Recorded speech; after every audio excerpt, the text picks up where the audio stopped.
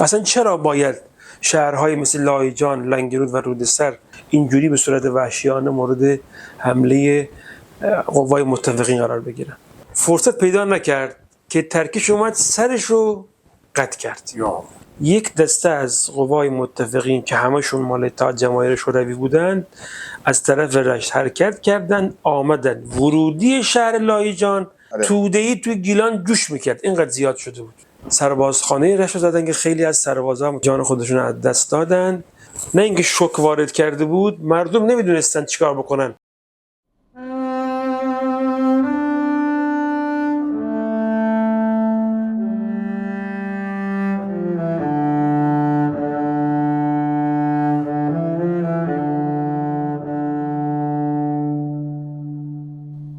یعنی از 3 شهریور ماه سال 1320 که از راه دریا و هوایی قوای شوروی از شمال وارد ایران شدند و از جنوب هم قوای بریتانیا وارد خاک ایران شدند، 3، 4، 5، 6 و 7 استان گیلان و بخشی از مازندران مورد حمله نظامی قرار گرفت. 7 روزی بود که چند تا از هواپیماهای 2 موتوره آمدند در سطح شرق گیلان شهرهای لاهیجان، کیاشر، لاهیجان، لنگرود و رودسر رو بمب انداختن بر اساس آماری که ما به دست آوردیم. ولی این آمار هیچ موقع مشخصاً مورد بررسی قرار نگرفت که این بمباران چقدر آسیب زده، تلفات جانی، مالی، این تأسیساتی که از مردم و دولت اینجا فعالیت داشته چقدر آسیب دیده. اصلا چرا باید شهرهای مثل لاهیجان، لنگرود و رودسر که هرگز در جنگ جهانی دوم نقشی نداشتن و عده‌ای مردمان بیگناه درش زندگی میکردن اینجوری به صورت وحشیانه مورد حمله قوای متفقین قرار بگیرن؟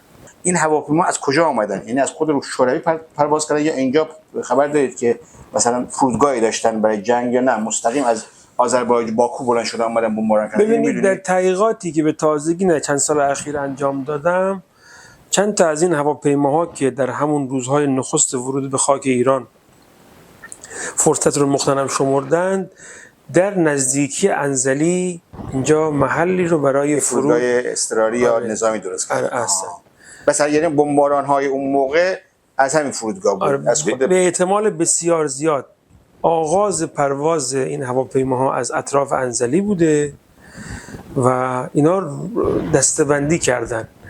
3 که اومدن انزلی رو زدن، تو خاطرات آقای بهازین اومده، اعتماد زاده که خودش یکی از افسرانی بود که اون روز آسیب دید و دستش قطع شد. 3 انزلی رو زدن، 4 آمدن رشت، سربازخانه رشت رو زدن که خیلی از سربازا متاسفانه اونجا جان خودشون از دست دادن. 5 و 6 یک وقفه ایجاد شد. 7 اومدن شرق گیلان. شرق گیلان لاهیجان زدن یا جای دیگه؟ حالا اینو میخوام عرض کنم، مثل اینکه در منطقه لاهیجان، لنگرود و رودسر چند تا آلمانی زندگی میکردن اونجوری که قدیمی تعریف کردم و مهندسایی که بودن یا نظریتر احسن مسئولیت داشتن. یعنی مثلا فرض فرمایید در کارخانه چای هختیف در لاهیجان، در کارخانه برنجکوبی رودسر، در کارخانه مثلا فرض فرمایید برنجکوبی یا شرکت برق لنگرود راپورت داده بودن به شوروی که جاسوس‌های آلمانی هنوز هستن.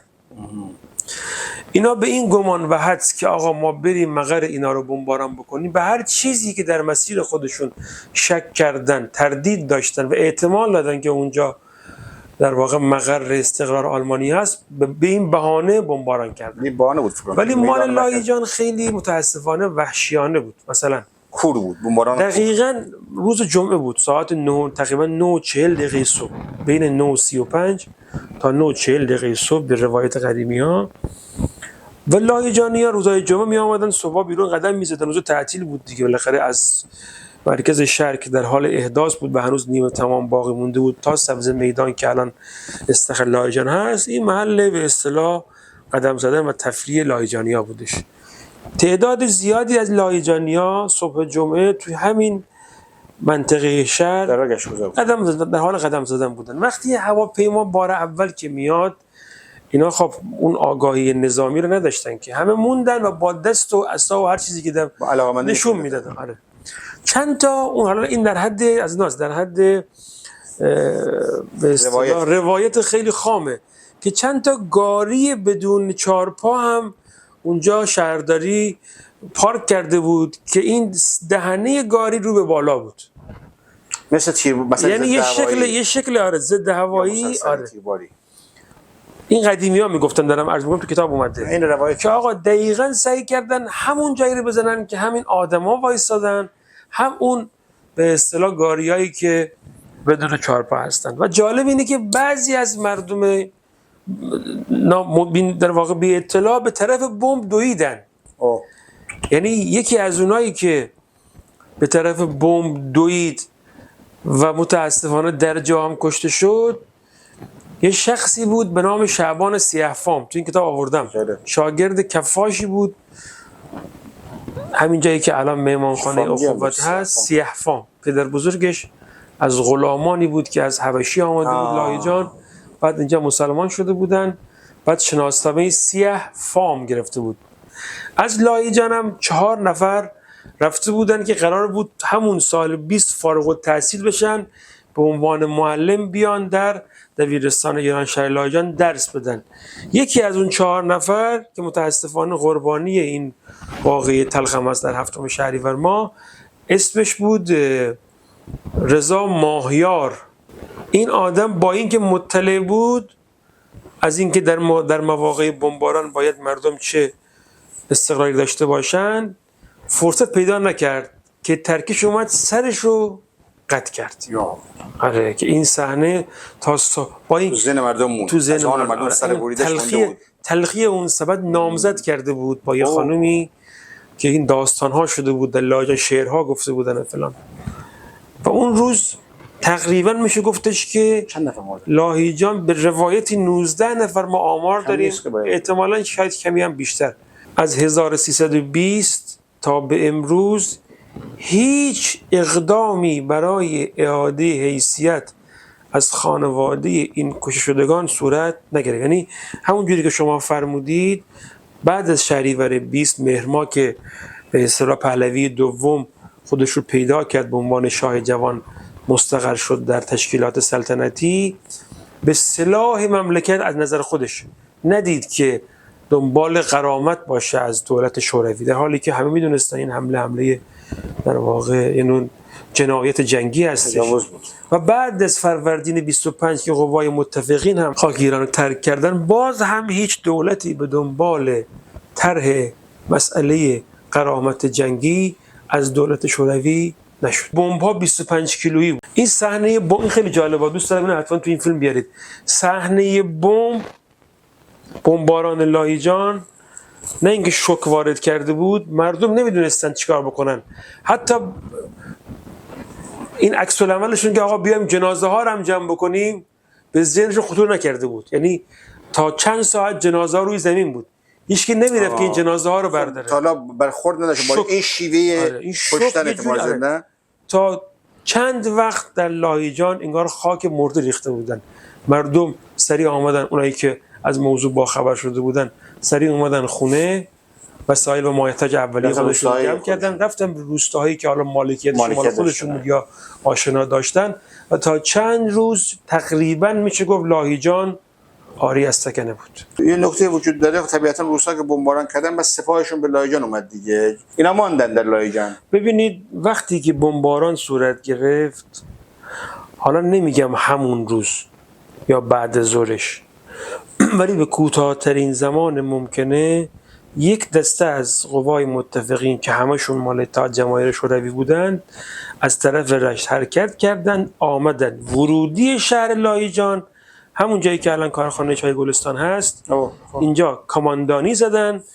خروجی لاهیجان هم نرسیده به سبز میدان، همین فرمانداری که الان به اصطلاح صاف شده و بخشی از آتش نشانی و اینا، اینجا هم محل دیدبانیشون بود. تا 1325 فروردین ماه 25 5 سال بس موندن. اینا کلا در خاک ایران و لاهیجان پس بودن. همون روز 7 شهریور اومدن لاهیجان. بله. روسا آدمایی نیستن که جایی برن نمونن. چی شد رفتن؟ ببین جنگ جهانی دوم آقای دکتر نیما 1945 به پایان رسید، یعنی سال 1324 خورشیدی. منتها شوروی خب همیشه دنبال دسیسه است دیگه، زیاد خواست. اومد چیکار کرد؟ حزب توده رو که سرسپردگان خودش بود در خاک ایران رو تقویت کرد. تبلیغاتی کردن، طبقات دهقانی، زارعین و خیلی ها رو، حتی طبقه نخبه و به اصطلاح روشنفکر اون روز رو جذب خودش کرد و زمینه و بستر رو به نوعی از منظر خود من فراهم کرد که اصلا نیازی نیست قوای شوروی ایران رو ترک کنه. ما حالا برای اینکه کشور به اون نقطه توسعه و امید و در واقع اقتدار برسه، از طرفی هم استالین بالاخره برای نفت شمال ایران برنامه داشت.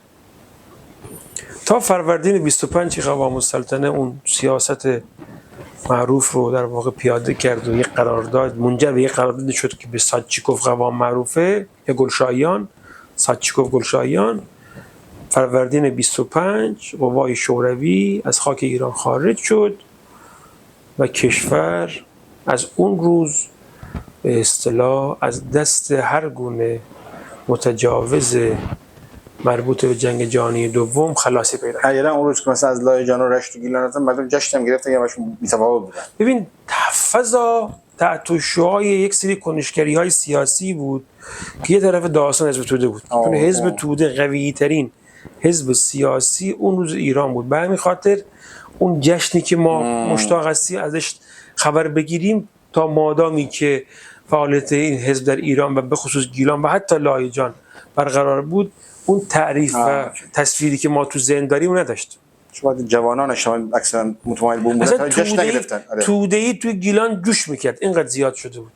دبیر مدارس توده‌ای، کارمند دولت توده‌ای، هنرمند توده‌ای، افسر توده‌ای، اصلا یه مود شده بود عضویت در حزب توده که بعد خیلی زود متوجه اشتباهاتشون شدن، چون یک سرابی بیش نبود.